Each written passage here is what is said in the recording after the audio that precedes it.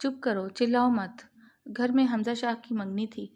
कज़नों का रश होने पर वो अपनी माँ के कमरे का वॉशरूम यूज़ करने आया था कि इस रश से परेशान सोफिया, इसकी फूफो की बेटी, जो सालों बाद पहली बार अपने अमीर कज़न की शादी में शामिल होने आई थी, दोनों वॉशरूम में फंस चुके थे क्योंकि कमरे में इसकी माँ के साथ कुछ मेहमान आ गए थे। हमजा गुस्से में घूरता इसको बुरी तरह डांट गया था। वो डरी सहमी हुई खड़ी थी।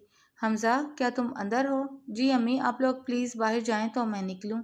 माँ के पूछने पर वो झुंझलाकर बोला, जबकि सोफिया को इसने इशारे से चुप रहने को बोला था। इसने झुककर इसकी सरमई आंखों में देखा तो एक पल को पत्थर हुआ। परेशान कर दिया आपने मुझे, वो बोलती हुई आगे बढ़ी तो सबके जाते ही वो बाहर निकले और सोफिया गुस्से में कहती मुड़ी के लहंगे में अटक कर इसकी बाहों में गिरी थी। इसी वक्त दरवाज़ा खुला और दोनों की नज़दीकी को देखकर वो मेहमान औरतें हैरत से इनको देख रही थी। शगुफ्ता बेगम खुद बेटे और सोफिया को इस हालत में देखकर हड़बड़ा गई थी। सोफिया ने जल्दी से हमजा को खुद से दूर किया था और वो जल्दी से बाहर निकला था। ये सब क्या है शगुफ्ता बहन? आयरा की खाला, जो आयरा की ज्वेलरी में कुछ अदली बदली करने आई थी, साथ में इनकी एक नंद और एक इनकी बेटी थी, वो तीनों मुंह पर हाथ रखे हैरत से कभी हमजा को देखती तो कभी शगुफ्ता बेगम को। ये क्या था? हमजा, तुम दोनों अंदर क्या कर रहे थे? वो मम्मा, चलो आओ राबिया चलते हैं। आयरा की खाला साजिदा ने अपनी बेटी और नंद को साथ लिया था और वो चली गई थी। ये सब क्या था हमजा? उनके जाने के बाद शगुफ्ता बेगम गुस्से में बेटे की तरफ बढ़ी थी। क्या हो गया मामा? गलती से हम दोनों वॉशरूम में फंस गए थे। मेहमानों की वजह से ही मैं बाहर नहीं निकल सका। और क्या था? क्या आपको नहीं पता? क्या आप अपने बेटे को नहीं जानती? और सोफिया तो ऐसे थी कि ज़मीन फटती और इसमें समा जाती। वो इन दोनों से साइड से होकर निकल गई थी और कमरे में जाकर परेशानी से बैठ गई थी। शगुफ्ता बेगम और हमजा शाह जैसे ही कमरे से बाहर निकले थे, सब रिश्तेदार इनको आंखें फाड़े देख रहे थे। ये हम क्या सुन रहे हैं शगुफ्ता? ये क्या हुआ? कोई मेहमान औरत बोली थी। क्यों, क्या हुआ है? क्या सुन लिया आप लोगों ने? शगुफ्ता पहले ही तपी हुई थी, अब अपनी भड़ास रिश्तेदारों पर निकालने वाली थी। वो तुम्हारी होने वाली बहू की खाला हमें रिश्ते से जवाब देकर चली गई है।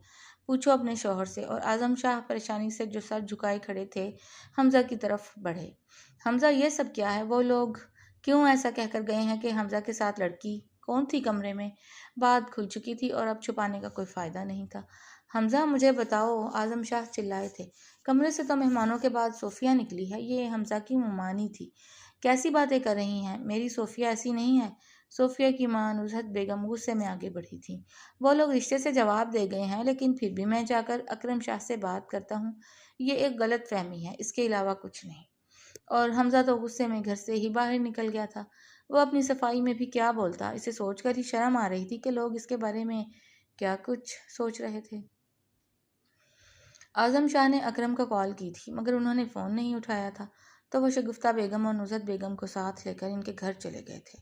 अभी थोड़ी देर बाद वो मंगनी की रस्म करने अकरम विला आने वाले थे और लम्हों में क्या से क्या हो गया था।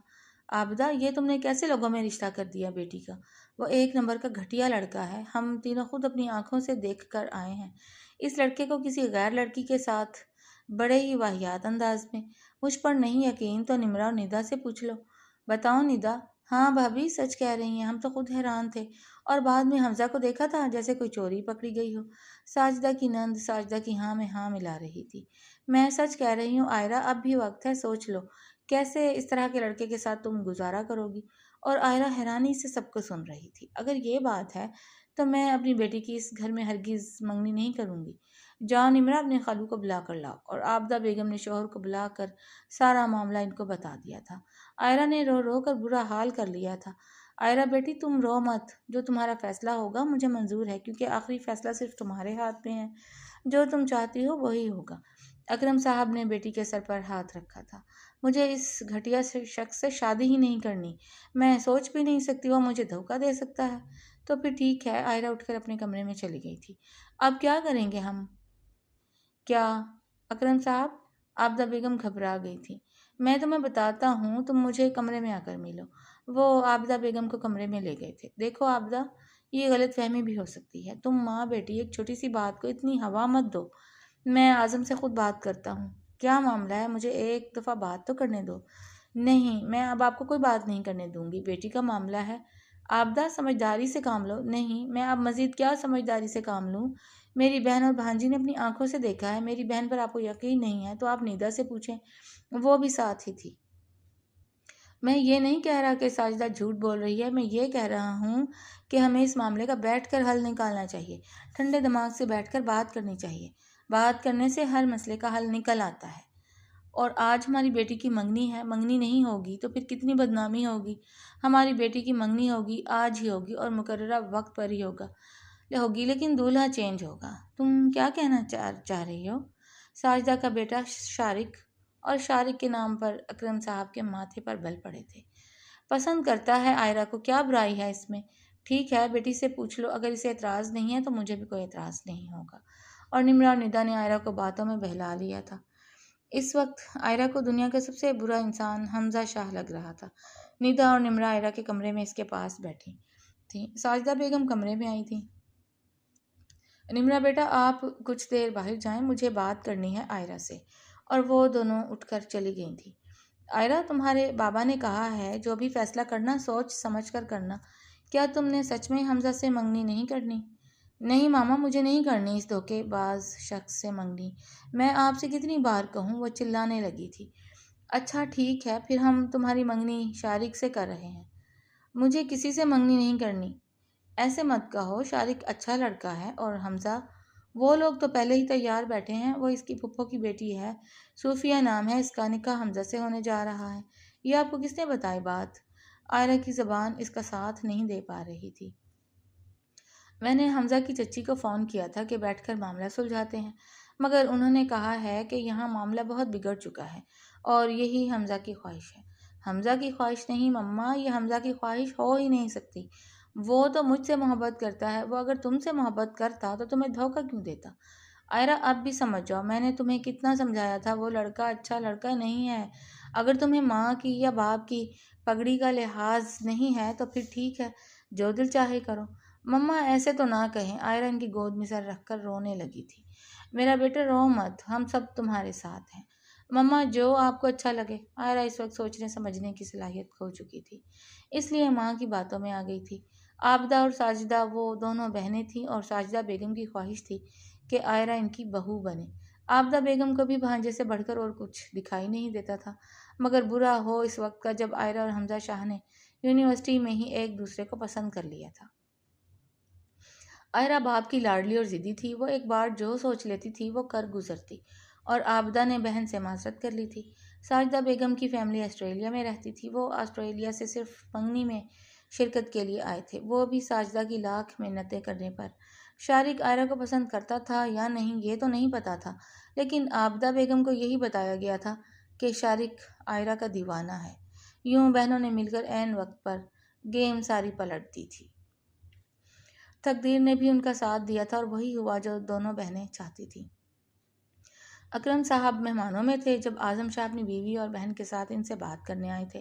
ملازمہ نے آبدہ بیگم کو ان کی آمد کا بتایا تھا تو انہوں نے ملازمہ کو انہیں لاؤنج میں بٹھانے کا کہا تھا۔ سب لوگ مہمانوں میں مصروف تھے، کسی کو بھی ان کے آنے کی خبر نہیں ہوئی تھی۔ کیا کہنے آئے ہیں اب آپ لوگ؟ ہمیں کہیں منہ دکھانے کے قابل نہیں چھوڑا۔ اور آپ کا وہ بدکردار لڑکا، میں تو پہلے ہی سے جانتی تھی۔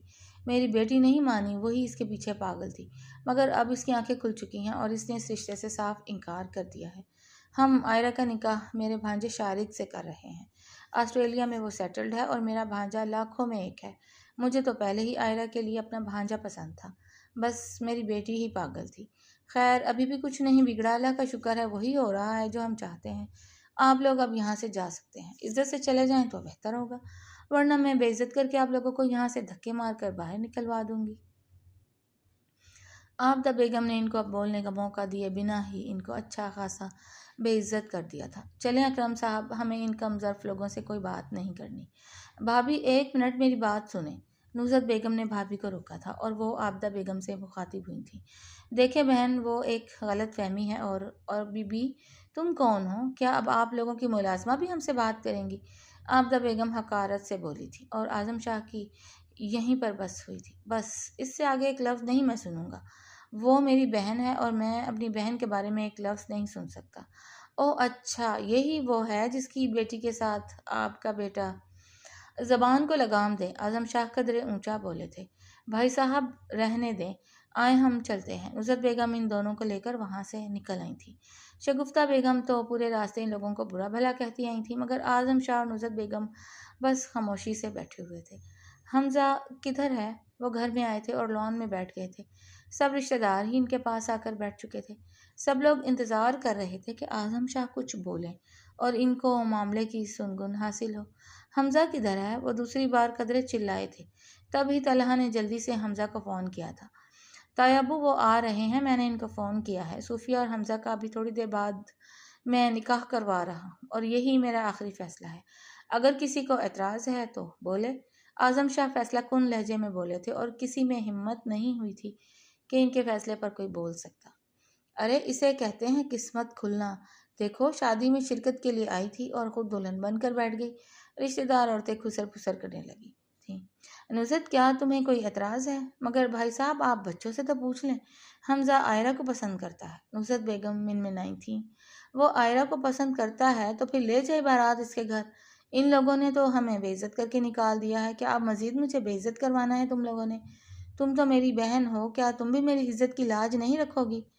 بھائی صاحب آپ کو جو ٹھیک لگے آپ کریں، مجھے کوئی اعتراض نہیں ہے۔ نصرت بیگم کے دل پر ہاتھ پڑا تھا۔ بھائی کی بے بسی پر شگفتہ بیگم پہلو بدل کر رہ گئی تھی۔ اس نند سے تو وہ شروع سے خار کھاتی تھی اور اب اس کی بیٹی ساری زندگی اس کے سینے پر مونگ ڈلتی، لیکن کیا ہو سکتا تھا؟ چلو سب لوگ تیاری کرو اور شگفتہ جاؤ صوفیہ کو تیار کر کے لے آؤ، میں نکاح خواہ کا بندوبست کرواتا ہوں۔ وہ اٹھ کر چلے گئے تھے، تبھی حمزہ آیا تھا۔ بیٹے کو دیکھ کر بیوی کی طرف مڑے تھے۔ اس کے کپڑے نکال کر دو اور کوئی چون چرا کرے تو سیدھا میرے پاس لے کر آنا، سیدھا کر کے رکھ دوں گا اسے ابھی۔ وہ غصے میں بیٹے کی طرف دیکھتے ہوئے آگے بڑھ گئے تھے اور حمزہ حیرت سے سب کو دیکھ رہا تھا۔ مہمان سارے ادھر ادھر ہو چکے تھے، اپنی اپنی تیاریوں میں مصروف تھے اور حمزہ کو لے کر شگفتہ بیگم حمزہ کے کمرے میں چلی گئی تھیں اور اسے ساری بات بتا دی تھی۔ یہ آپ کیا کہہ رہی ہیں ماما؟ میں عائرہ سے شادی کرنا چاہتا ہوں، آپ جانتی ہیں، اور میں صوفیہ سے شادی نہیں کروں گا۔ میں اسے جانتا تک نہیں ہوں۔ آپ کو پتہ ہے ایسا کچھ نہیں ہے، آپ پھر بھی مجھ پر اعتبار نہیں کر رہی۔ میں اعتبار کر رہی ہوں میرے لال، میں تم پر اعتبار کرتی ہوں آنکھیں بند کر کے۔ میں جانتی ہوں اپنے بیٹے کو، مگر میں کیا کروں جب عائرہ ہی انکار کر رہی ہے؟ وہ اپنے کزن سے نکاح کر رہی ہے، اس نے تم سے بات کیے بنا رشتے سے انکار کر دیا ہے۔ ہمیں وہاں سے بے عزت کر کے اس کی ماں نے نکال دیا، مجھے بولنے کا موقع تک نہیں دیا۔ تیرے لیے میں نے بڑے پاپڑ بیلے ہیں، اب اگر تیرے نصیب میں عائرہ نہیں ہے تو میں کیا کر سکتی ہوں؟ خدا کے لیے اب اگر تم نے انکار کیا تو تمہارا باپ مجھے بھی گھر سے نکال دے گا۔ تم تو کہیں بھی چلے جاؤ گے، لیکن مجھے اس عمر میں بے عزت مت کرو۔ جو تمہارے بابا کہتے ہیں وہی کر لو۔ شگفتہ بیگم نے بیٹے کے آگے ہاتھ جوڑ دیے تھے اور حمزہ ماں کے بندھے ہاتھ چومتا سینے سے لگا گیا تھا۔ ماما کیسی باتیں کر رہی ہیں آپ پر تو میری جان بھی قربان۔ آپ جو کہیں گی میں وہی کرنے کو تیار ہوں۔ بابا سے کہیں جس سے مرضی کروا دیں حمزہ شاہ کا نکاح، وہ انکار نہیں کرے گا۔ ادھر صوفیہ کو منانا بھی نصرت بیگم کے لیے جوئے شیر لانے کے مترادف تھا۔ وہ تو سنتے ہی ہتھے سے اکڑ گئی۔ مما میں پہلے ہی کہتی تھی مجھے نہیں آنا ادھر، مجھے خطرے کی گھنٹیاں بجتی پہلے ہی سنائی دے رہی تھی، میں اسی لیے یہاں نہیں آنا چاہتی تھی۔ آپ مجھے بلا وجہ یہاں لے کر آئی ہیں اور اب دیکھیں میرے ساتھ کیا ہو رہا ہے۔ ایک چھوٹی سی بات کا پتنگڑ بنا دیا ہے سب لوگوں نے۔ میں تیرے آگے ہاتھ جوڑتی ہوں صوفیہ، کیا کمی ہے حمزہ میں؟ مما اس میں کوئی کمی نہیں ہے، لیکن وہ کسی اور کو پسند کرتا ہے۔ اس کی منگنی میں شرکت کے لیے آئے ہیں ہم، اس سے نکاح کرنے نہیں آئی۔ آپ کیوں نہیں سمجھ رہی؟ بیٹا یہ نصیب کے کھیل ہوتے ہیں، جوڑے آسمانوں پر بنتے ہیں اور اللہ تعالیٰ جسے چاہے جس کے لیے چن لے۔ اب اگر تیرا نکاح اس کے ساتھ ہونا لکھا ہے تو وہ ہونا ہی ہے، اس لیے تم اپنا منہ بند کرو اور جلدی سے تیاری پکڑو۔ تھوڑی دیر بعد شگفتہ بیگم نے ایک بھاری جوڑا صوفیہ کے لیے بھجوایا تھا۔ نصرت بیگم اسے تیار کر کے باہر لے آئی تھی۔ صوفیہ اور حمزہ کو ایک ساتھ بٹھا دیا گیا تھا۔ حمزہ کو دیکھ کر اسے سمجھ نہیں آ رہی تھی وہ غصے میں تھا یا نارمل، کیونکہ وہ کچھ بھی ریئیکٹ نہیں کر رہا تھا اور وہ بالکل پرسکون دکھائی دے رہا تھا۔ مگر صوفیہ بہت پریشان تھی اور گھبرائی ہوئی بھی۔ نکاح ہو گیا تھا، مہمانوں کو کھانا بھی کھلا دیا گیا تھا، سب لوگ اپنے اپنے گھروں کو جا چکے تھے۔ رخصتی کے نام پر صوفیہ کو حمزہ کے کمرے میں بھیج دیا گیا تھا۔ نصرت بیگم پوری رات جائے نماز پر بیٹھی روتی رہی تھی۔ شگفتہ بیگم بھی بیٹے کی پریشانی میں سو نہیں سکی تھی، مگر نہ جانے کیوں اعظم شاہ بہت خوش اور مطمئن تھے۔ وہ آج اتنی پرسکون نیند سوئے تھے کہ اس جیسی نیند ان کو سالوں بعد ہی میسر آئی تھی۔ نصرت بیگم صوفیہ کے پاس بیٹھ کر اسے کافی دیر تک سمجھاتی رہی تھیں اور صوفیہ چپ چاپ سر جھکائے سب کچھ سنتی رہی تھی۔ اب وہ سن رہی تھی یا نہیں یہ تو نصرت بیگم نہیں جانتی تھی، مگر اپنی طرف سے انہوں نے بیٹی کو بہت گر کی باتیں بتائی تھیں۔ پھر وہ بھی اٹھ کر اپنے کمرے میں چلی گئی تھیں۔ شگفتہ بیگم بیٹے کے پاس آئی تھیں۔ وہ اسٹڈی میں تھا اور سگریٹ پر سگریٹ پھونک رہا تھا۔ حمزہ، انہوں نے بیٹے کے کندھے پر ہاتھ رکھا تھا۔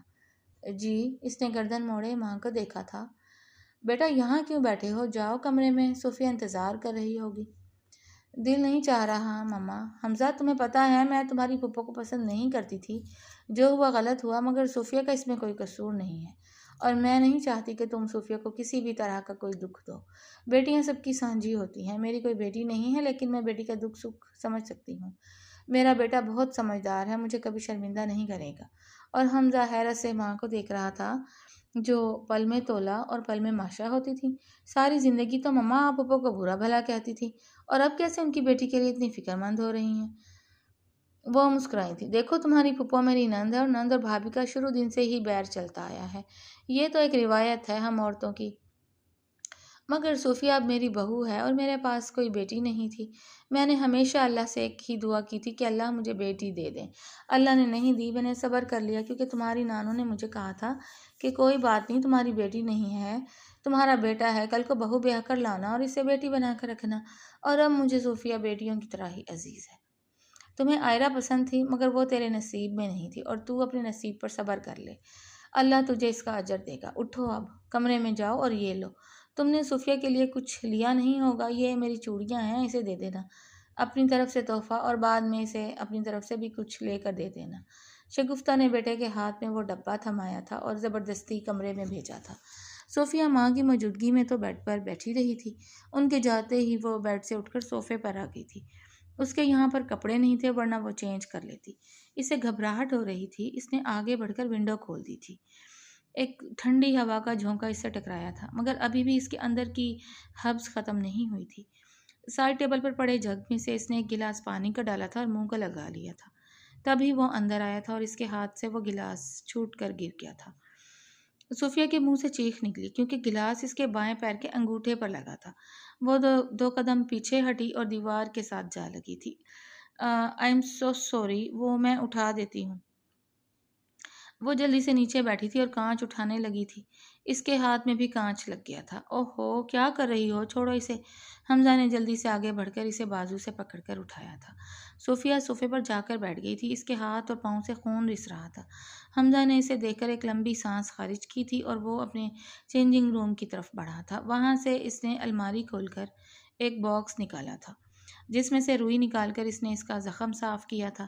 اسپرٹ لگنے سے اس کو جلن ہونے لگی تھی اور صوفیہ نے اپنا ہاتھ واپس کھینچا تھا۔ اس کی آنکھوں سے آنسو بہنے لگے تھے۔ اتنی چوٹ ہے تو نہیں جتنی تم محسوس کر رہی ہو۔ آپ کو کیا پتا، آپ کو تھوڑی نہ لگی ہے، وہ سوں سوں کرتی بولی۔ مجھے لگی ہوتی تو میں تمہاری طرح سوں سوں نہ کر رہا ہوتا۔ اتنی سی چوٹیں مجھے کچھ نہیں کہتی۔ ہاں، آپ کا دل بہت بڑا ہے، میرا نہیں ہے نا اتنا بڑا دل۔ ویسے بھی لڑکیاں تو نازک سے دل کی ہوتی ہیں، مگر آپ کو کیا پتا۔ وہ غصے میں منہ پھلائے بیٹھی تھی۔ حمزہ نے حیرت سے آنکھیں اٹھا کر اس کی طرف دیکھا۔ حمزہ نے اٹھ کر وہ کانچ اٹھا کر ڈسٹ بن میں پھینکا تھا اور کمرے سے نکل گیا تھا۔ تھوڑی دیر بعد اس کے ہاتھ میں دوسرا کانچ کا گلاس تھا۔ اس نے پانی ڈال کر اس کو دیا تھا۔ لو پانی پیو، اور اب گرانا مت، ورنہ تمہیں پھر سے چوٹ لگ جائے گی اور تم پھر سے رونے لگ جاؤ گی۔ آپ میرا مذاق اڑا رہے ہیں؟ صوفیہ کو یہی لگا تھا۔ نہیں، میں تمہارا مذاق نہیں اڑا رہا، میں تمہیں سمجھا رہا ہوں۔ پکڑو پانی پیو، میں جن نہیں جو تمہیں کھا جاؤں گا، جس کے ڈر سے تمہارے ہاتھ سے گلاس ٹوٹ گیا تھا، وہ اب قدرے سخت لہجے میں بولا تھا۔ صوفیہ نے جلدی سے ایک گلاس پانی کا پکڑا تھا اور ایک ہی سانس میں وہ سارا پانی پی گئی تھی۔ سو جاؤ اب، وہ واش روم میں چلا گیا تھا۔ تقریباً آدھے گھنٹے بعد واپس آیا تھا، اور جب وہ واپس آیا تو وہ صوفے پر ہی دونوں ہاتھ گال کے نیچے رکھے کروٹ کے بل سو رہی تھی۔ وہ بیڈ پر نیچے ٹانگیں کیے کتنی دیر تک اسے دیکھتا ہی رہا تھا۔ صوفیہ کو دیکھ کر اس کے دل میں کوئی جذبہ پیدا نہیں ہوا تھا۔ اسے لگ ہی نہیں رہا تھا کہ وہ اس کی بیوی ہے۔ اس نے کیا سوچا تھا اور کیا ہو گیا؟ یہ جگہ اس کی تو نہیں تھی جو یہاں پورے حق سے یہاں پر موجود تھی۔ یہاں پر تو کسی اور کو ہونا چاہیے تھا، مگر وہ نہیں تھی۔ نہ جانے کیوں، مگر آج آئرہ کے لیے سوچ کر اس کا دل بالکل خالی تھا۔ اسے آئرہ سے اس بدتمیزی کی امید نہیں تھی جو اس نے کی تھی۔ اس نے کتنے فون کیے تھے مگر اس نے فون آف کر دیا تھا۔ وہ اس کی دوست تھی عائرہ کی، یہ شک کرنے کی عادت سے وہ کافی تنگ تھا، مگر وہ ہمیشہ ہنس کر اس کی ہر بری بات کو ٹال جاتا تھا۔ یونیورسٹی میں اور کسی سے بات بھی کر لیتا تو عائرہ ہاتھ دھو کر اس کے پیچھے پڑ جاتی تھی۔ وہ اسے ہمیشہ اپنی صفائیاں ہی دیتا آیا، اور آج اچانک جب اس کی ماں نے اسے بتایا کہ عائرہ نکاح کر رہی ہے شارق کے ساتھ، تو اسے ذرا بھی حیرت نہیں ہوئی تھی۔ ہر بار لڑائی کے بعد وہ یہی کہتی تھی کہ اس کے کزن کا پرپوزل اس کے لیے آیا ہے اور وہ اس پر احسان کرتے ہوئے اس پرپوزل کو ریجیکٹ کر رہی ہے۔ شارق کا ذکر اسے کتنا برا لگتا تھا یہ عائرہ نے کبھی سمجھا ہی نہیں تھا۔ عائرہ سے شادی کے لیے اس نے اپنے ماں باپ کو کیسے منایا تھا یہ بھی وہی جانتا تھا۔ شگفتہ بیگم کو بھی عائرہ پسند نہیں آئی تھی، بدتمیز نک چڑھی سی تھی، مگر بیٹے کی محبت میں وہ بھی خاموش ہو گئی تھی۔ اپنے بیٹے کو بچانے کے لیے حمزہ شاہ نے بہت پاپڑ بیلے تھے، مگر آج اس کی ہمت بھی جواب دے گئی تھی اور اس نے سب کچھ اللہ کے آسرے چھوڑ دیا تھا۔ بے شک اللہ بہتر کارساز ہے۔ صوفیہ اس کی پھپھو کی بیٹی تھی۔ نصرت بیگم 2 بھائیوں کی اکلوتی بہن تھی۔ نصرت بیگم کے شوہر کا انتقال برسوں پہلے ہو چکا تھا اور وہ اپنی بیٹی کے ساتھ حیدرآباد میں رہتی تھی۔ شگفتہ بیگم نصرت بیگم کو اتنا پسند نہیں کرتی تھیں اور نصرت بیگم جانتی تھیں، اس لیے وہ بھائیوں کے گھر آ کر رہنے کو برا سمجھتی تھی اور وہ اپنے گھر میں ہی ہمیشہ سے رہتی آ رہی تھی۔ مگر اعظم شاہ اور ان کے چھوٹے بھائی کاظم شاہ نے کبھی بھی بہن سے غفلت نہیں برتی تھی۔ انہوں نے کبھی نصرت بیگم کو کوئی کام نہیں کرنے دیا تھا۔ وہ دونوں بھائی نصرت بیگم کے گھر کا سارا خرچ چلا رہے تھے، اور تو اور صوفیہ کی اسکول، کالج اور پھر یونیورسٹی کی فیس بھی وہی ادا کرتے تھے، اور صوفیہ کو ڈھیروں تحفے بھی بھجواتے رہتے تھے۔ ان کا اپنا 2-3 سال بعد ہی کراچی کا چکر لگتا تھا، صوفیہ کا وہ بھی 1 آدھ دن کا، کیونکہ نصرت بیگم زیادہ تر یہاں آ کر رہنا پسند ہی نہیں کرتی تھی۔ بھابھیوں کے برے رویے کی وجہ سے وہ میکے کم ہی آتی تھی، اور پھر اس کے بھائی سے ملنے چلے جاتے تھے، تو اس نے یہاں آ کر کرنا بھی کیا تھا؟ یہی وجہ تھی کہ صوفیہ اپنے اس کزن حمزہ کو اتنا زیادہ نہیں جانتی تھی۔ اسے صرف اپنے ماموں سے مطلب ہوتا تھا اور ان سے وہ فون پر بات کر لیتی تھی۔ اب بھی بڑی مشکل سے نصرت بیگم صوفیہ کو لے کر حمزہ کی منگنی میں آئی تھی۔ اعظم شاہ کی خواہش تھی کہ نصرت بیگم کی بیٹی صوفیہ ان کی بہو بنے، مگر بیٹے کی محبت میں وہ خاموش ہو گئے تھے، اور آج اللہ نے جیسے ان کی سن لی تھی، اس لیے آج وہ بہت خوش تھے۔ مگر نصرت بیگم اور شگفتہ بیگم اتنی ہی پریشان بھی تھیں۔ نصرت بیگم کو اپنی بیٹی کی فطرت کا پتہ تھا۔ وہ بہت لاپرواہ اور کلنڈری سی لڑکی تھی جو بات منہ میں آئے بول دیتی تھی۔ انہوں نے بیٹی سے کبھی کوئی کام نہیں کروایا تھا، اس لیے سلیقہ تو اسے چھو کر بھی نہیں گزرا تھا۔ وہ 32 سال کی ہونے والی تھی۔ 6 ماہ بعد اس کا ماسٹرز بھی کمپلیٹ ہو جانا تھا، جبکہ حرکتیں اس کی بچوں والی تھیں۔ مگر نصرت بیگم جانتی تھیں حمزہ کتنی نفاست پسند طبیعت کا مالک ہے۔ ان دونوں کے مزاج میں زمین آسمان کا فرق تھا۔ یہی بات ان کو پریشان بھی کر رہی تھی، جبکہ شگفتہ بیگم اس لیے پریشان تھی کہ وہ اپنے بیٹے کو اس کی خوشی نہیں دلوا سکی تھی۔ اگلی صبح 8 بجے ہی صوفیہ کی آنکھ کھل گئی تھی۔ ساری رات ایک ہی پوزیشن میں سوئے رہنے کی وجہ سے اس کی گردن اکڑ گئی تھی۔ سامنے ہی بیڈ پر وہ اوندھا سو رہا تھا اور اسے دیکھ کر رات والی ساری بات اس کے ذہن میں گھوم گئی تھی، تو پھر سے اس کا منہ بن گیا تھا۔ یا اللہ کس کھڑوس کے پلے ڈال دیا ہے مجھے، ایسے ہوتی ہیں بہلا شادیاں؟ مجھے تو شادی کا کتنا شوق تھا، کدھر پھنسا دیا ہے مجھے۔ صبح اٹھتے ہی وہ اللہ سے شکایت کرنے لگی تھی، اور وہ بھی کافی اونچی آواز میں۔ حمزہ جو ابھی تھوڑی دیر پہلے ہی جگا تھا، اس نے اس کی ساری باتیں سن لی تھی۔ بدتمیز انسان کیسے پورے بیڈ پر پھیل کر سو رہا ہے، ادھر میں پوری رات اکڑی رہی، اللہ پوچھے گا سب کو۔ وہ جوتے ہاتھ میں پکڑے کمرے سے باہر نکلی تھی۔ نصرت بیگم اور شگفتہ بیگم دونوں لاؤنج میں بیٹھی ہوئی تھیں۔ 2-3 مہمان خواتین بھی ابھی تک ادھر ہی رکی ہوئی تھیں، باقی سب لوگ اپنے گھروں کو جا چکے تھے۔ نصرت بیگم اور شگفتہ بیگم نے اسے اترتے ہوئے دیکھا تھا۔ اس کا حلیہ دیکھ کر وہ دونوں ہی منہ کھولے اسے دیکھ رہی تھی۔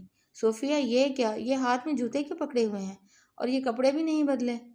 ماما کیسے بدلتی کپڑے، میرے پاس تو کپڑے ہی نہیں تھے، اور ابھی مجھے سونا ہے، کمرے میں جا رہی ہوں، یہ دیکھیں ادھر درد ہو رہا ہے۔ وہ ماں کو آ کر اپنی گردن دکھانے لگی تھی۔ کیوں، یہاں پر درد کیوں ہو رہا ہے؟ شگفتہ بیگم بھی اٹھ کر اس کے پاس آ گئی تھی۔ پوری رات تو صوفے پر سوئی رہی ہوں، گردن اکڑ گئی ہے، آؤ آؤ میں تمہیں کمرے میں لے جاؤں۔ نصرت بیگم بیٹی کو کمرے میں لے گئی تھی اس سے پہلے کہ وہ کوئی اور بونگی مار دیتی۔ شگفتہ بیگم بھی ٹھنڈی سانس بھرتی واپس بیٹھ گئی تھی۔ 11 بجے تک سب لوگ اٹھ چکے تھے اور ناشتہ لگ گیا تھا۔ نصرت بیگم نے صوفیہ کو جا کر جگایا تھا اور اسے زبردستی واش روم بھیجا تھا۔ کپڑے بھی نکال دیے ہیں، اب بھی تم نہ آئی تو میں تمہیں بالوں سے کھینچ کر لے جاؤں گی، جانتی ہو تم پھر مجھے۔ جی جی مما جانتی ہوں، 22 سال سے آپ کے ساتھ رہ رہی ہوں، وہ اندر سے ہی اونچی آواز میں بولی تھی۔ نصرت بیگم بڑبڑاتے ہوئے باہر آ گئی تھی۔ ناشتے کی ٹیبل پر صرف اعظم شاہ، شگفتہ بیگم اور حمزہ موجود تھے۔ نصرت بیگم بھی جا کر ان کے ساتھ بیٹھ گئی تھی۔ صوفیہ نہیں آئی نصرت؟ حمزہ بتا رہا تھا وہ تمہارے پاس آئی تھی۔ جی بھائی صاحب، وہ کپڑے بدل رہی ہے۔ اچھا چلو، آتی ہے تو پھر ناشتہ شروع کرتے ہیں۔ تھوڑی دیر بیٹھ کر اس کا انتظار کر لیتے ہیں۔ بھائی صاحب آپ ناشتہ کریں، وہ تو پتہ نہیں کتنا ٹائم لگا دے۔ کوئی بات نہیں، ہم انتظار کر لیں گے۔ آج اعظم شاہ صاحب بلا وجہ مسکرا رہے تھے۔ وہ بھائی صاحب میں آج واپس حیدرآباد جا رہی ہوں۔ ارے اتنی جلدی کیوں جا رہی ہو؟ یہیں رہو، شگفتہ بیگم مسکراتے ہوئے بولی تھی، اور حمزہ نے حیرت سے ماں کو دیکھا تھا۔ نہیں بھابھی، بس بہت دن رہ لیے، اب واپس چلتے ہیں۔ ہاں ٹھیک ہے نصرت، تمہاری بھابھی صحیح کہہ رہی ہے، کچھ دن تو رک جاتی ہے، اور اگر جانا بھی ہے تو اکیلے ہی جاؤ گی تم۔ ایک ہفتہ 10 دن بعد حمزہ صوفیہ کو ملوانے لے آئے گا۔ بھابھی مجھے آپ سے ایک بات کرنی تھی، پھر پتہ نہیں موقع ملے یا نہ ملے۔ وہ شگفتہ بیگم سے مخاطب ہوئی تھی۔ ہاں بولو۔ دراصل میری صوفیہ تھوڑی لاپرواہ سی ہے۔ حمزہ کے اور اس کے مزاج میں زمین آسمان کا فرق ہے۔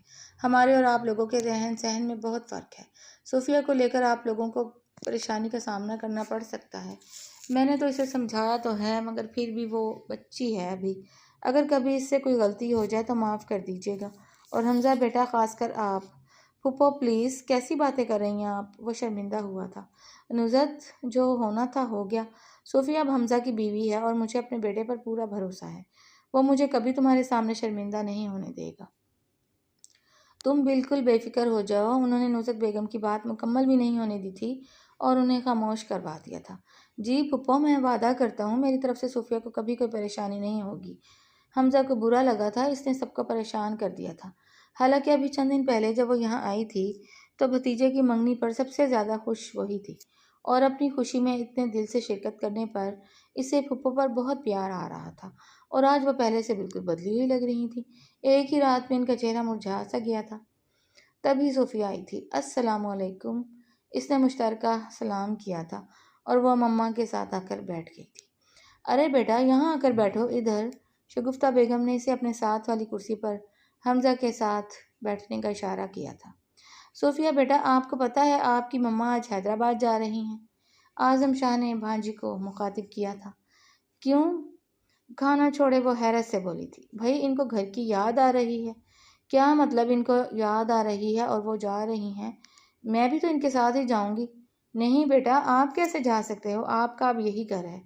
نہیں، میں یہاں کیسے رہ سکتی ہوں؟ میری تو یونیورسٹی کی چھٹیاں بھی ختم ہونے والی ہیں، 10 دن بعد لاسٹ سیمسٹر سٹارٹ ہونے والا ہے نا، اور اپنے گھر کے علاوہ میں کہیں رہ ہی نہیں سکتی۔ مجھے مما آپ کے ساتھ ہی جانا ہے۔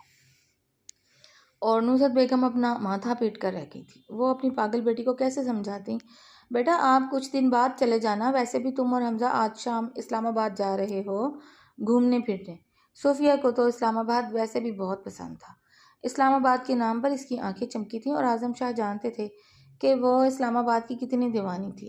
نصرت بیگم بھائی کو دیکھ کر مسکرائی تھیں، جو صوفیہ کی دکھتی رگ کو پکڑ چکے تھے۔ اچھا چلیں ٹھیک ہے، پھر میری 10 چھٹیاں رہتی ہیں، اور 10 دن بعد تو آپ مجھے جانے دیں گے۔ ہاں ہاں، حمزہ تمہیں خود حیدرآباد چھوڑ کر آئے گا۔ اعظم صاحب بھی مسکرائے تھے۔ بیٹی کو بہت سمجھا کر نصیحتیں کر کے نصرت بیگم بالآخر جا چکی تھیں، اور شام کو صوفیہ نے اپنا بیگ پیک کر کے پہلے سے رکھا ہوا تھا، اور وہ حمزہ کے ساتھ اسلام آباد چلی گئی تھی۔ شگفتہ بیگم تو اس حق میں نہیں تھیں، مگر اعظم صاحب کا حکم تھا تو وہ کیا کر سکتی تھیں۔ اچھا تھا حمزہ بھی مصروف رہتا، اور حمزہ نے حیرت انگیز طور پر باپ کو انکار نہیں کیا تھا۔ باپ کی بات پر وہ پہلے بھی کب انکار کرتا تھا جو اب کرتا۔ وہ صوفیہ کو لے کر جہاز سے اسلام آباد پہنچا تھا۔ صوفیہ اسلام آباد پہنچ کر بہت پرجوش تھی۔ مجھے نہیں پتا تھا تم اسلام آباد کی اتنی دیوانی ہو۔ آپ کو نہیں پتا مگر ماموں کو پتا ہے۔ ایک دفعہ میں ان کے ساتھ اسلام آباد آئی تھی، مگر صرف 3 دنوں کے لیے۔ ان کے پاس اتنا ٹائم ہی نہیں تھا۔ بہت منتیں کرنے کے بعد وہ مانے تھے 3 دن کے لیے۔ وہ اسے بتانے لگی تھی، ہاں تمہارے ماموں کے پاس تمہارے لیے ٹائم ہوتا ہے، ہمارے لیے نہیں ہوتا۔ وہ بے اختیار ہی شکوہ کر گیا تھا۔ اعظم صاحب کے پاس بھانجی کے لیے ٹائم ہی ٹائم ہوتا تھا۔ صوفیہ کی ہر فرمائش پوری کرتے تھے۔ آپ کے پاس تو وہ پورا سال رہتے ہیں، میرے پاس صرف سال کے چند دن ہوتے ہیں، وہ بھی آپ کو شکوہ ہے؟ ہاں تو وہ میرے بابا ہیں، ان پر میرا زیادہ حق بنتا ہے۔ حمزہ بلا وجہ اس سے بحث کرنے لگا تھا۔ اسے اس سے تکرار کرنے سے لطف آ رہا تھا۔ جی بالکل، وہ آپ کے بابا ہیں اور وہ آپ کے ہی رہیں گے۔ میرے بابا ہوتے نا تو پھر میں آپ کے بابا کے ساتھ نہ جاتی۔ وہ جذباتی ہو گئی تھی۔ آئی ایم سوری، میرا یہ مطلب نہیں تھا۔ وہ تمہارے ماموں ہیں اور تمہارا ان پر پورا حق ہے۔ میں تو بس ویسے ہی تمہیں تنگ کرنے کے لیے بول رہا تھا۔ صوفیہ کی آنکھوں میں آنسو تیرنے لگے تھے۔ آئی ایم سوری صوفیہ، میرا وہ مطلب نہیں تھا۔ وہ اس وقت اسلام آباد میں اپنے گھر پر موجود تھے۔ اتنی باتیں تو سنا دیا آپ نے، ابھی بھی آپ کا وہ مطلب نہیں تھا۔ وہ اپنے آنسو صاف کرتی بولی تھی۔ ارے کیا سنا دیا میں نے تمہیں؟ چھوٹی سی بات کو کیسے بڑھا چڑھا دیتی ہو؟ اچھا ٹھیک ہے، اب تم ریسٹ کرو، صبح میں تمہیں اسلام آباد گھمانے لے جاؤں گا۔ اب مجھے بتاؤ، جو تمہاری پسندیدہ جگہ ہے وہیں پر چلیں گے۔ تمہارے ماموں صاحب کا خاص حکم ہے، اور پلیز ان کو نہ بتا دینا کہ میں نے تمہیں پہلے دن رلا دیا، ورنہ وہ وہیں سے میری درگت بنا دیں گے۔ وہ اٹھ کر باہر چلا گیا تھا اور وہ سو گئی تھی۔ دن میں 3 بار صوفیہ کو اعظم صاحب کال کرتے تھے اور اس سے پوچھتے تھے حمزہ اسے تنگ تو نہیں کر رہا۔ وہ ان سے اسلام آباد کی ایک ایک بات پوچھتی تھی اور اگلے دن کا پلان ترتیب کرتی تھی۔ اعظم صاحب اسے بتاتے تھے کہ اسلام آباد کے کون سے ریسٹورنٹ کا کون سا کھانا سب سے اچھا ہے۔ 10 دنوں میں حمزہ کے ساتھ صوفیہ نے پورا اسلام آباد گھوما تھا، اور حمزہ کو ایسا لگ رہا تھا جیسے وہ خود ہی گھوم چکا ہو۔ حمزہ کو صرف ایک ہی چیز سے کوفت ہوتی تھی، جب صوفیہ سے بلا وجہ تصویریں بنانے کا بولتی تھی، اور حمزہ ہمیشہ سے تصویریں بنانے میں زیرو تھا۔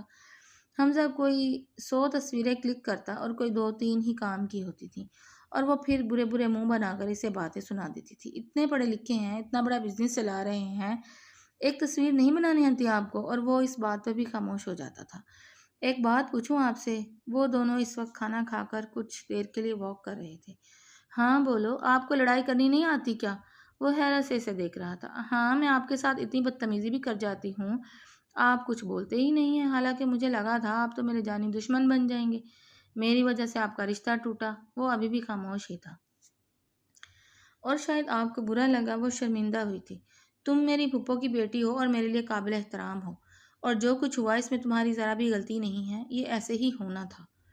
وہ بات ختم کر چکا تھا۔ اچھا چلیں یہاں دیکھیں، ویو کتنا اچھا ہے، میری 2 تصویریں بنا دے۔ نہیں، میں نہیں بنا رہا تمہاری تصویریں، وہ صاف منع کر گیا۔ پلیز نہ بنا دیں، وہ منت کرنے لگی تھی۔ تمہیں میری تصویریں پسند تو آتی نہیں ہیں۔ ہاں یہ بات تو ٹھیک ہے، اب خود سے میں کیسے بناؤں؟ بات سنیں، کیا میری 2 تصویریں بنا دیں گی؟ وہ راہ چلتی ایک لڑکی کو روک کر اسے پوچھ رہی تھی، اور اس لڑکی نے مسکراتے اس کے ہاتھ سے موبائل لیا۔ اس کی 3-4 تصویریں کلک کی تھیں، اور اس کی تینوں تصویریں ہی بہت اچھی آئی تھیں۔ یہ دیکھیں، یہ ہوتی ہیں تصویریں۔ وہ لڑکی کو شکریہ ادا کرتی حمزہ کی طرف آئی تھی۔ ہاں تو ٹھیک ہے، اس سے پوچھ لو کیا تنخواہ لے گی، میں اسے تمہارے لیے رکھ لیتا ہوں اپنی تصویریں بنوانے کے لیے۔ پکا پکا رکھ لو، ٹھیک ہے، میری تو جان چھوٹے اس فضول کام سے۔ وہ جھنجھلاتے ہوئے بولا تھا۔ یہ آپ اپنے پیسے کرو اب نا، کسی اور کو دکھانا، مجھے نہیں۔ 2 تصویریں بنانے کو کیا کہہ دیا، آپ تو بدتمیزی پر اتر آئے ہیں۔ اور وہ لڑکی کیوں میری ملازمہ بنے گی؟ اسے اپنا کوئی کام نہیں ہے۔ وہ آگے آگے چلتی گاڑی کی طرف چلی گئی تھی، اور حمزہ اس کے پیچھے پیچھے آیا تھا۔ کل ہم واپس جا رہے ہیں کراچی، وہ گاڑی میں آ کر بیٹھتے ہی بولا تھا، اور وہ جو اس سے ناراض ہو کے بیٹھی تھی منہ کھولے اسے دیکھ رہی تھی۔ 10 دن ختم ہو گئے، پتہ ہی نہیں چلا، اور ابھی تمہیں گھر سے باہر رہنے کی عادت نہیں ہے، تمہیں نیند ہی نہیں آتی، اور پوری رات جس طرح تم خراٹے مارتی ہو یہ تو میں ہی جانتا ہوں۔ وہ اسے گھور رہی تھی۔ ایسا کچھ بھی نہیں ہے، میں نہیں خراٹے مارتی، بلکہ آپ مارتے ہیں خراٹے، وہ دو بدو بولی تھی۔ جی نہیں محترمہ، آپ مارتی ہوں گی، میں تو بالکل بھی نہیں مارتا۔ حمزہ کو خراٹوں کی شروع سے چڑ تھی، کوئی اس کے بارے میں خراٹے کی بات کرتا تو وہ چڑ جاتا تھا۔ جی جی ایسا ہی ہے، میرے پاس ثبوت ہے۔ کیسا ثبوت ہے تمہارے پاس؟ وہ حیرت سے اس کی طرف مڑا تھا۔ صوفیہ نے فون نکالا تھا اور اس میں سے ویڈیو نکال کر اس کے سامنے کی۔ یہ دیکھیں، یہ آپ کا منہ ہے اور یہ آپ ہی خراٹے مار رہے ہیں، اور یہ جو آواز ہے نا، یہ آپ ہی کی۔ وہ حیرت سے اسے دیکھ رہا تھا۔ تم نے میری ویڈیو بنائی ہے؟ جی ہاں، میں نے ویڈیو بنائی، اور میں اسٹیٹس بھی لگا دوں گی واٹس ایپ پر۔ آپ کو پتہ ہے نا، آپ کی ساری کزنز میرے ساتھ واٹس ایپ پر ایڈ ہیں، اس لیے چپ چاپ چلیں اور مجھے پہلے آئس کریم کھلائیں، پھر ہم گھر جائیں گے۔ بالکل بھی نہیں، آج میں تمہاری کوئی بات نہیں ماننے والا۔ تم نے میری ویڈیو بنائی ہے؟ وہ صاف انکار کر گیا۔ میں ماموں کو بتا دوں گی۔ بتا دینا اپنے ماموں کا، میں ڈرتا نہیں ہوں تمہارے ماموں سے، وہ سنجیدگی سے بولتا گاڑی سٹارٹ کر گیا تھا۔ صوفیہ منہ بنا کر دوسری طرف دیکھنے لگی تھی۔ ایک جگہ پر حمزہ نے گاڑی روکی تھی اور باہر چلا گیا تھا۔ صوفیہ موبائل میں مصروف تھی، اس نے نہیں دیکھا تھا وہ کہاں گیا ہے۔ تھوڑی دیر بعد جب وہ واپس آیا تو اس کے ہاتھ میں آئس کریم کے 2 کپ تھے۔ یہ لو، یہ چاکلیٹ فلیور ہے اور یہ اسٹرابیری۔ آپ نے نہیں کچھ لیا؟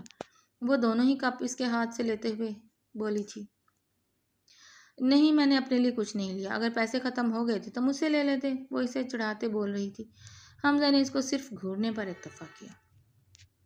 باتوں میں وہ اس لڑکی سے نہیں جیت سکتا تھا۔ اگلے دن وہ کراچی واپس آ گئے تھے اور کراچی پہنچتے ہی صوفیہ نے تو ایک ہی بات کا رٹا لگا لیا تھا کہ اسے ماما سے ملنا ہے۔ اعظم صاحب نے حمزہ کو صوفیہ کے ساتھ حیدرآباد بھیج دیا تھا کیونکہ اس کی یونیورسٹی سٹارٹ ہو چکی تھی اور اس کا آخری سیمسٹر تھا جو ضروری تھا۔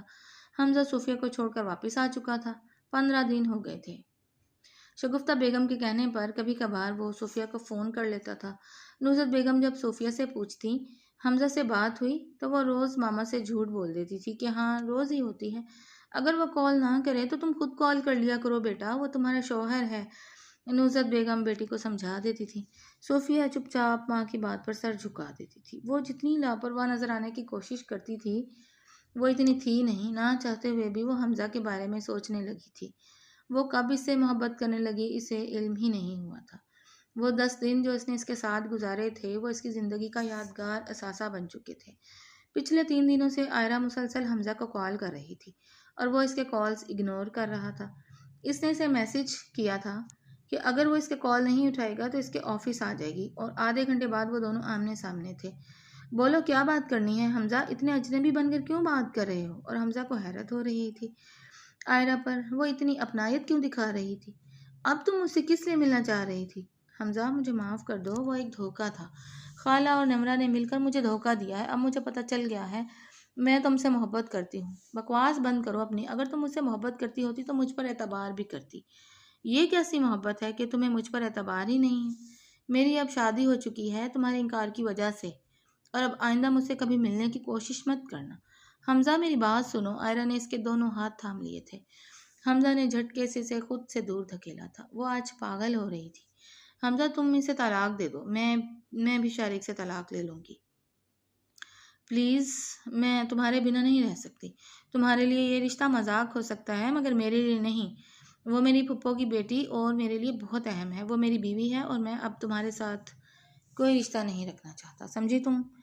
صوفی ہم ادھر ہیں، اچانک ایک لڑکی اونچی آواز میں صوفیہ کو مخاطب کرتے ہوئے بولی تھی، اور صوفیہ کے نام کی پکار پر حمزہ نے چونک کر دیکھا تھا۔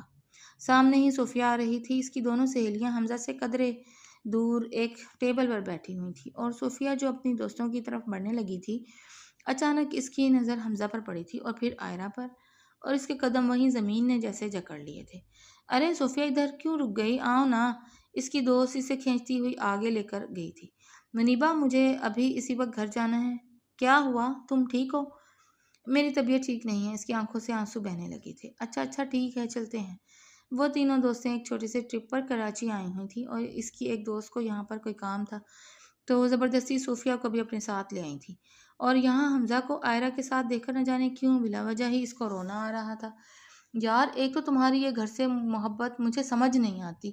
اچھا رونا تو بند کرو، ہم چلتے ہیں، کھانا کھا لیں؟ یہ کھانے سے پہلے ہی تم لوگ کھا لو، میں گاڑی میں تم دونوں کا انتظار کر لیتی ہوں۔ وہ باہر چلی گئی تھی اور حمزہ سر جھکائے چپ چاپ بیٹھا تھا۔ وہ اس کی دوستوں کے سامنے جا کر اس سے بات نہیں کرنا چاہتا تھا۔ اگر آج کے بعد تم مجھ سے ملنے آؤ گی تو میرے سیکیورٹی گارڈز تمہیں دھکے دے کر وہاں سے نکال دیں گے۔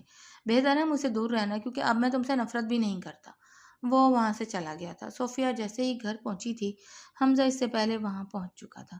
وہ سیدھی کمرے میں چلی گئی تھی اور وہ بھی پھپھو سے اجازت لے کر اس کے کمرے میں آیا تھا، اور صوفیہ نے اس کے آنے پر جلدی سے دوپٹہ بیڈ سے اٹھا کر کندھوں پر پھیلا لیا تھا۔ یہ کیا بدتمیزی ہے؟ کسی کے کمرے میں داخل ہونے کی آپ کو تمیز نہیں ہے؟ تم میرے کمرے میں اجازت لے کر آتی تھی کیا؟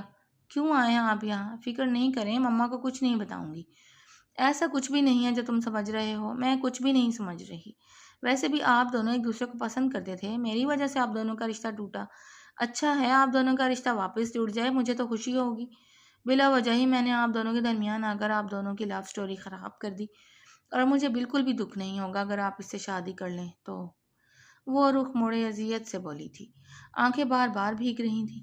وہ پلکیں جھپکا جھپکا کر اپنے آنسو روکنے کی ناکام کوشش کر رہی تھی۔ تو کیا تمہیں سچ میں فرق نہیں پڑتا؟ تو میں آئرہ سے نکاح کر لوں؟ ہاں کر لیں صوفیہ، میں رشتے نبھانے کے معاملے میں بددیانت نہیں ہوں۔ اگر تم میری بیوی ہو تو میں تمہارے ساتھ مخلص ہوں۔ بالکل آپ میرے ساتھ مخلص ہیں، اس لیے تو آئرہ کو ہوٹلز میں ملتے ہیں، ورنہ آپ اسے گھر میں بلا سکتے تھے، وہ غصے میں بولی تھی۔ وہ مجھے واپس بلا رہی ہے تو چلے جائیں اس کے پاس واپس، میری بات مکمل ہونے دو گی؟ وہ غصے میں بولا تھا۔ مجھے نہیں سننی آپ کی کوئی بات۔ آپ چلے کیوں نہیں جاتے یہاں سے؟ نکلیں ابھی اور اسی وقت میرے کمرے سے، وہ اسے دھکا دیتے ہوئے بولی تھی۔ صوفیہ، وہ غصے سے بولا تھا۔ آئی ایم سوری، مگر یار میں نے اس کے پاس جانا ہوتا تو تمہارے پیچھے کیوں آتا؟ بس اسے آخری بار بتانے گیا تھا کہ میں صرف اپنی بیوی کا ہوں۔ صوفیہ، میں رشتوں کے معاملے میں بددیانت نہیں ہوں۔ اگر میں تمہارا ہوں تو صرف تمہارا ہوں۔ اگر اس کے پاس جانا ہوتا تو تمہارے پیچھے کبھی نہ آتا۔ مجھے کسی کا ڈر نہیں ہے۔ میں اپنے دل کی رضامندی کے ساتھ یہ رشتہ نبھانا چاہتا ہوں اور میں جھوٹ نہیں بولتا۔ وہ اس کا ہاتھ تھامے محبت سے بولا تھا اور وہ مسکراتے ہوئے سر جھکا گئی تھی۔ حمزہ نے آگے بڑھ کر اسے اپنے گلے سے لگایا تھا۔ تیاری کر لو، میں تمہیں لینے آیا ہوں، وہ اس کے کان کے پاس سرگوشی میں بولا تھا اور اسے خود میں بھینچ گیا تھا۔ اور آپ کو یہ کہانی کیسی لگی؟ پڑھ کر اپنی رائے کا اظہار کیجیے گا اور چینل کو سبسکرائب کر لیں۔ شکریہ۔